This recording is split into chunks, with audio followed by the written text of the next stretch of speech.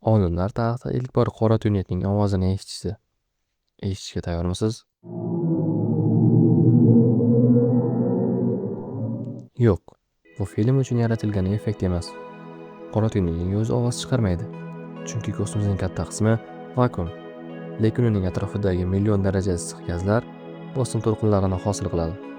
Astronomlar bu to'lqinlarni maxsus usul bilan inson qulog'i eshita oladigan diapazonga aylantirishdi. Siz eshitayotgan tovush aynan shunday usul bilan hosil bo'lgan. Aslida bu signal juda past chastotali. Agar uni o'zgartirmasak, uni eshitish uchun millionlab yillar kutishga to'g'ri kelardi. Endi ovozni diqqat bilan eshiting.